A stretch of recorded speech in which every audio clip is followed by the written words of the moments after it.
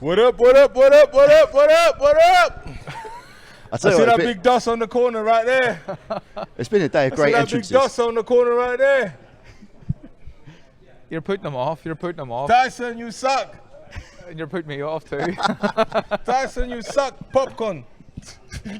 What, Tyson? I can't hear you. Speak up. You'll get him eventually. You'll get him eventually. Derek, Tyson says you're nervous. You fought so many of the big names in the sport. What do you say to that? Because you don't strike me as a man who gets nervous. Bro, let me explain something to you so you understand. To those at home, I am that guy who looks at his CCTV cameras outside his house every day to just hope somebody jumps in my garden and come and do something. You want to fight, you love to fight. You don't understand. I'm that guy who walks around in his neighborhood just waiting for someone to try and rob me. I'm that guy. And tell me, you'd prefer it to be... Bro, you in my shop, bro. You're not famous. Come on. So you'd prefer someone to be trying to rob you? No. But what I'm trying to explain to you, I'm that guy. I don't want to. Would you like big men, though? The bigger the better? I don't want to call the police. I want the guy to call the police on me. Yeah. What happened? I was trying to rob his house and then I got fucked up. I'm that guy. So what I'm trying to say to you is, I am not scared of anybody. Do you understand? I walk around, yeah? I walk around, put me anywhere in the world, bro. Gangsters, people love me. Bad boys love me. Business people love me. Because I'm that guy. I just walk with my head upright. I'm not scared of nobody. So Tyson, don't scare me. I don't doubt that at all. Tyson, do not scare me. I'm not scared of any man who eats what I eat, who bleeds the same way I bleed. I'm not scared. You don't scare me at all. That's what I'm trying to explain to you guys. Yeah, I don't doubt that. And then to your fans at home, listen, it's going to be an amazing fight. I'm 100% sure it's not going to be like a 5-round fight. No, this is going to the wire. This is why I keep telling everybody. I want to physically... Chisora, you suck.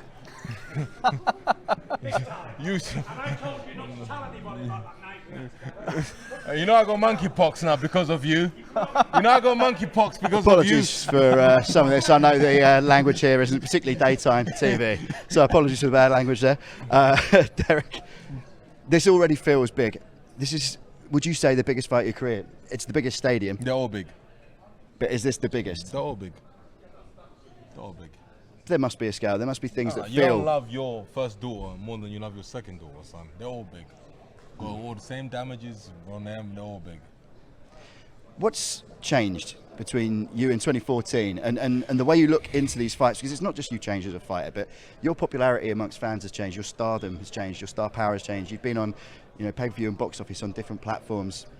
You're a big event now when you're in town. Does that change the way you approach these fights?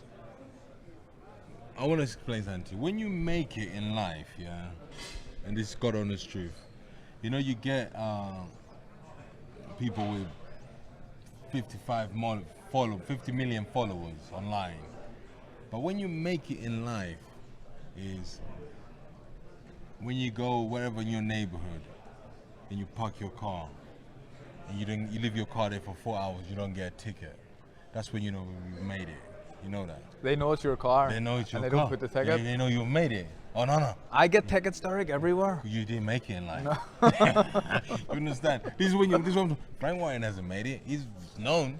But when you make it in life and people love you and people admire you, to the dustbin man, to the milkman, to the guy who waking up at 4 o'clock in the morning to go clean up the hotel rooms, that's when you know you made it. When those people admire you when they're sitting on the bus and you're in your car and then they bang on the window and then you have to wave to them, and by you doing that you've made it and you've made them happy by you acknowledging them that he's sitting on the bus there. You understand? Do you think it's more frightening though to put a ticket on your car than it is on my car? That's not, because of all my ticket guys, I like them. Everybody from Mayfair, anywhere. When it's time, if they want something, they come to me. Oh, my daughter's birthday. Oh, mate, it's my daughter's birthday. What does she like? Let's do it for her. Yeah. We'll do it because they're my people. This is how I made it in life. So when I walk in Tottenham in the next couple of weeks here, I'm going to be buzzing. I'm going to be buzzing because I know half of this stadium came to support me, and half of the stadium came to support Tyson. It's clearly what you love. You love Yeah, the fight. yeah, I imagine you're going to be like you're up for this fight, but it's what you love to do. You are going to be buzzing on that ring walk. Once you get into the ring, that's where you want to be. It's gonna be a long ring walk. And now, you know, they dropped my management team to say something else, which got me to think now. The roof don't close. You know, Tyson's ring walk is gonna be so long. I've been in the ring, so I'm gonna have to figure out how to keep myself busy. A dry robe. You need a dry robe. Oh, no, Something warm. We're gonna figure it out anyway. Carl mentions that you clearly love the sport. Do you think you love it more now than you ever have done? Do you think the more you're in the game, the more you love it? You know, this is a message to all the young fighters out there, and I think Carl knows this as well. Boxing, yeah. Even Tyson went through this. Myself went through this, yeah. Boxing, when you start off in boxing, yeah, it treats you like, you know, bad. Thank you. Yeah, it treats you so bad, you know. It treats you so bad in a way that you feel like dropping, or you feel like you don't want to fight anymore. But when you hold on to those years and you're still grinding and grinding, you know, it's okay, this guy deserves the golden bucket. He deserves it now. So it's time we give it to him.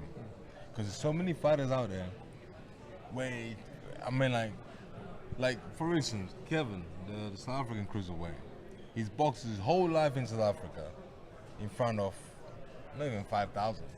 I'm talking about maybe 200, you know, dinner show, you know. And now he's about to box in one of the biggest stadiums in the United Kingdom.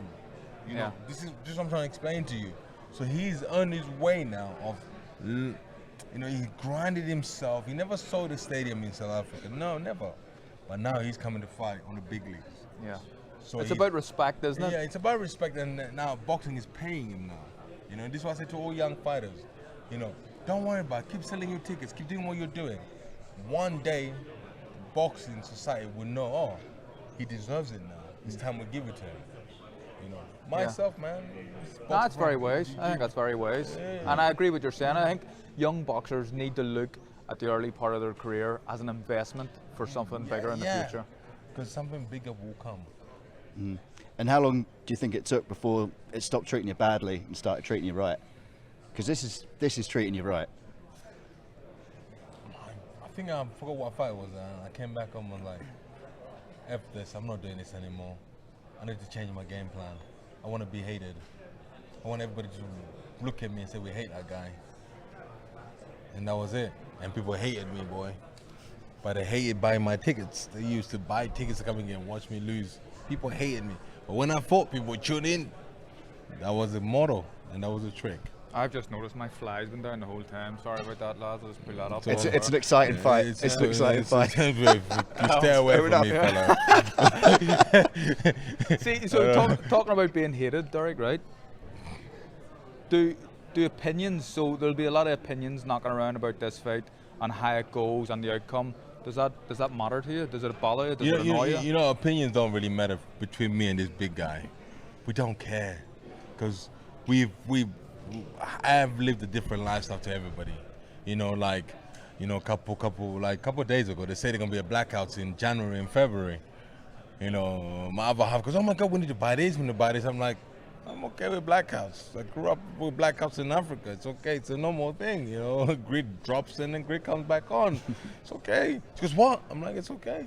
You know. So I don't really care about comments. Comments don't bother me. I don't care. You know, my kids are healthy. You know, my family's healthy. I don't care. The words don't bother me, bro. Words should not bother anybody. Yeah. You know, words shouldn't bother you. I like that. And it's clear to see that it doesn't really affect you. There's other people, I'll be honest and say that, you know, opinions sometimes they shouldn't, but people having an opinion on me, it would have maybe annoyed me, but it's clear to see that you just don't really care. I don't care about opinions, bro. I'm in my own world. Derek, one opinion I've got, this is going to be an incredible night on December 3rd. Thank you so much for your time. I know you've got a busy day of media. Thanks, Derek. We'll let you go. Thank you you very thank much. you. Appreciate it. There we go. That was interesting, yeah. I really enjoyed that. Yeah. You never know where you're going to go with Derek or where he's going to go and what he's going to say, but I thought there was some wisdom in some of the comments he was saying there, and I liked what he had to say. It's very clear when we were talking about him loving boxing.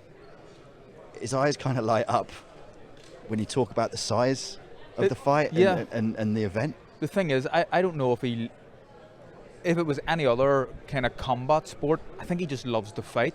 It's not boxing as much as fighting. He loves to fight. And like he said, he's looking at his CCTV, hoping that someone's going to try and rob his house so he can have a fight. Yeah. That's a different outlook than most people have.